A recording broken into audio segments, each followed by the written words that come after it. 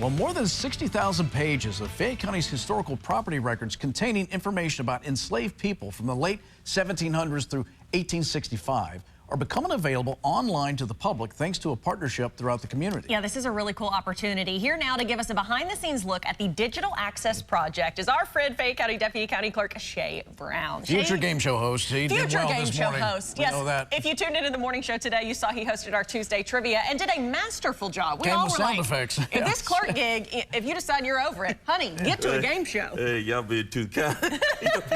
I'll probably put in my retirement papers today. Oh, no.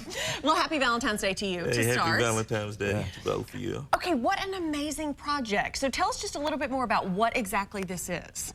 It's a project that, with a partnership between the University of Kentucky Commonwealth Institute of Black Studies, as well as the Lexington Black Initiative, of course, the Fayette County Clerk's Office, and we're funded by the Bluegrass Community Foundation and the Knights Donor.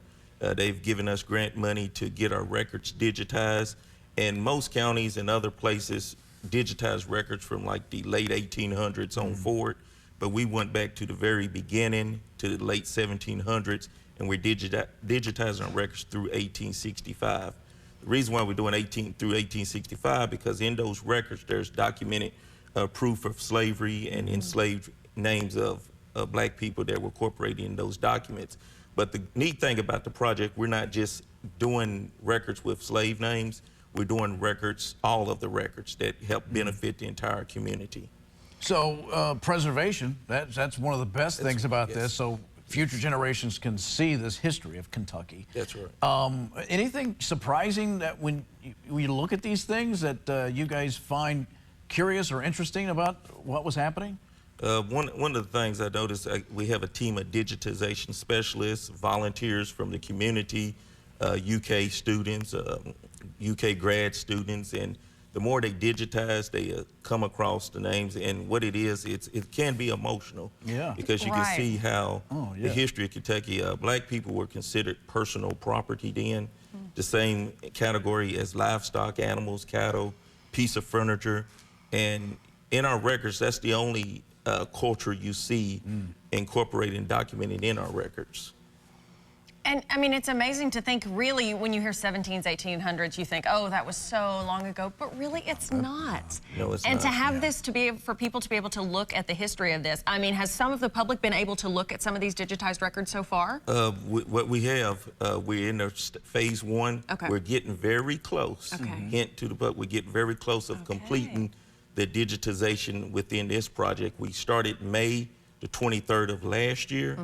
And we had 137 books to digitize and scan, so we're getting close. I believe we have 15 or less to do. We hope to get it done by this summer and hopefully make them available online. That is some tedious work these guys are doing. It is. The pages are falling apart, they're torn.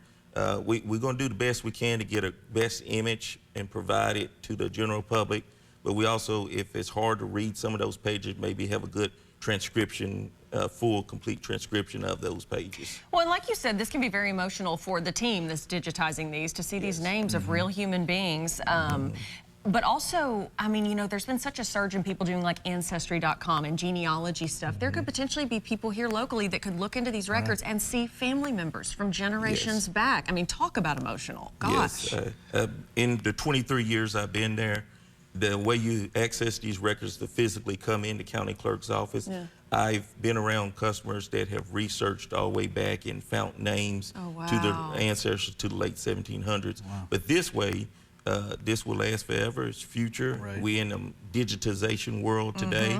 So I had to get with the program. I'm an old-fashioned history book person, but having them on there, people can all across the world can be able to search their family. And how will they have access to that? So how will it work? Will there be a website, some sort of portal that people can log into? How is that going to happen? Yes, right now, the county clerk's office on January the 17th, we have an online portal of digitized records from 1990 on forward. This is land records, deeds, mortgages. With that portal, we're going to put our old images connected with our website, our new online portal, and then UK is going to have a link access to where we're going to put a transcription on the UK portal and they're going to link together so people will be able to see the image as well as metadata transcription. The hardest thing is transcribe all record. We have over 60,000 pages to transcribe, and it's that old colonial style handwriting. It's not really cursive. We call it cursive, but at the end of the day, it's language that was spoken back then that we got to make more modern today. Absolutely. What a unique opportunity. Yeah, preserving history and learning so much more about the not too distant past of Kentucky. Shea, thanks, buddy, for coming in. Thank you so much for coming in and sharing this with us. All right, you're watching Good Day Kentucky. We'll be back right after this.